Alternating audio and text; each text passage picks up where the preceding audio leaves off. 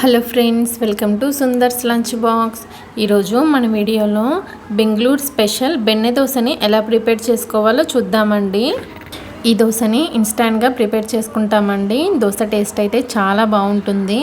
ఇక లేట్ చేయకుండా ఈ ఇన్స్టంట్ టేస్టీ దోశ కోసమని పిండిని ఎలా ప్రిపేర్ చేసుకోవాలో చూసేద్దాము. ఈ దోశని ప్రిపేర్ చేసుకోవడానికి ఒక గిన్నెని తీసుకొని దానిలో ఒక కప్పు వరకు బొంబాయి రవ్వని వేసుకోండి. తర్వాత ఈ రవ్వ మునిగే వరకు నీళ్లు పోసుకొని స్పూన్తో ఒకసారి కలుపుకోవాలి. నీళ్ళని మరీ ఎక్కువగా పోసుకోవద్దు. ఈ రవ్వ నానడం కోసమని రవ్వ మునిగే వరకు నీళ్లు పోసుకుంటే సరిపోతుంది. రవ్వని కలుపుకున్న తర్వాత ఈ గిన్నెని పక్కన పెట్టుకోవాలి. తర్వాత ఇంకొక గిన్నెని తీసుకుని దానిలో అరకప్పు వరకు అటుకుల్ని వేసుకోవాలి. తర్వాత ఈ అటుకుల్ని 1-2 సార్లు శుభ్రంగా కడగండి. ఇలా శుభ్రంగా కడిగిన తర్వాత ఒక కప్పు వరకు చిక్కటి పులిసిన మజ్జిగని వేసుకోండి. మనం వేసే ఇంగ్రీడియంట్స్ అన్నీ ఒకే కప్పుతో కానీ గ్లాస్తో కానీ మెషర్ చేయండి. ఇలా ఇంగ్రీడియంట్స్ అన్నీ కరెక్ట్గా తీసుకుంటే దోశ క్రిస్పీగా చాలా టేస్టీగా వస్తుందండి. ఈ అటుకుల్ని మజ్జిగలో కలిసేట్లు బాగా కలుపుకొని ఈ గిన్నెని పక్కన పెట్టేసి ఈ రెండింటిని ఒక్క 10 నిమిషాలు నానబెట్టండి. మీకు టైం ఉంటే 15 నుండి 20 నిమిషాలు నానబెట్టుకోవచ్చు. నేనైతే 15 నిమిషాలు నానబెట్టానండి. రవ్వ అటుకులు చక్కగా నానిపోయాయి. తర్వాత వీటిని గ్రైండ్ చేసుకోవడానికి ఒక మిక్సీ జార్ తీసుకొని మనం నానబెట్టిన అటుకుల్ని రవ్వని వేసుకొని తగినన్ని నీళ్ళను పోసుకొని పిండిని గరిటె జారుడుగా ప్రిపేర్ చేసుకోవాలి. పిండిని గ్రైండ్ చేసిన తర్వాత చూపిస్తున్నాను, చూసారు కదా. పిండిని ఫ్లోయింగ్ కన్సిస్టెన్సీలో ఉండేలాగా రెడీ చేసుకోవాలి. గ్రైండ్ చేసుకునేటప్పుడు అవసరమైతే కొద్దిగా వాటర్ని యాడ్ చేసుకుంటూ గ్రైండ్ చేసుకోండి. ఇలా గ్రైండ్ చేసుకున్న పిండిని ఒక గిన్నెలోకి తీసుకోవాలి.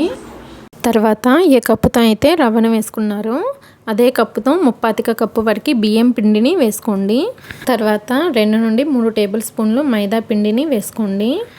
మైదా పిండిని వేసుకోవడం వలన దోశ చక్కగా బైండ్ అవుతుందండి.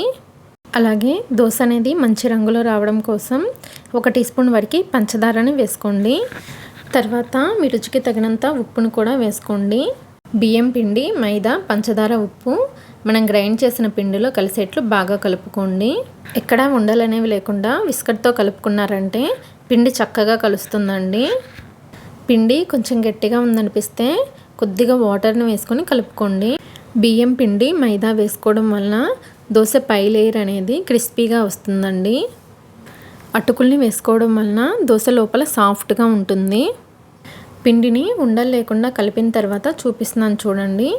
దోశని ఇన్స్టాంట్గా ప్రిపేర్ చేస్తున్నాం కదా, అందుకని ఒక 1/2 టీ స్పూన్ వరకు బేకింగ్ సోడాని వేసుకోండి. తర్వాత బేకింగ్ సోడా పైన 1 స్పూన్ వరకు వాటర్ పోసుకొని బేకింగ్ సోడా పిండిలో కలిసేట్లు బాగా కలుపుకోండి.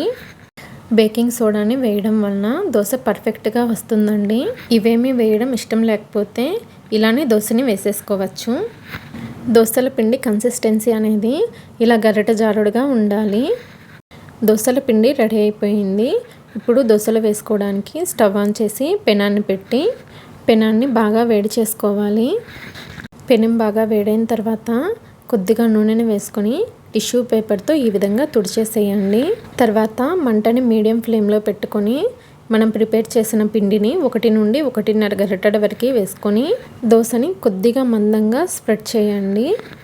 ఇలా దోశని స్ప్రెడ్ చేసిన తర్వాత దోశ పైన తడి అంతా ఆరిపోయేంత వరకు దోశని కాల్చుకోండి. దోశ పైన తడి అంతా ఆరిపోయిన తర్వాత కొంచెంగా వెన్నని వేసుకోండి. ఇలా వెన్నని వేసుకున్న తర్వాత దోశ అన్ని వైపులా కాలేట్లు చక్కగా కాల్చుకోండి. ఈ దోశ టేస్ట్ అయితే చాలా బాగుంటుందండి. పై లేయర్ చాలా క్రిస్పీగా, లోపల సాఫ్ట్గా, తినే కొద్దీ ఇంకా తినాలనిపిస్తుంది. ఇలా దోశని ఒకవైపు కాల్చుకున్న తర్వాత రెండో వైపుకి తిప్పండి. రెండో వైపు కూడా ఈ దోశని ఒక 30 సెకండ్లు కాల్చుకున్నారంటే చాలా క్రిస్పీగా, టేస్టీగా, మంచి రంగుతో ఈ బెన్నె దోశ రెడీ అయిపోతుంది.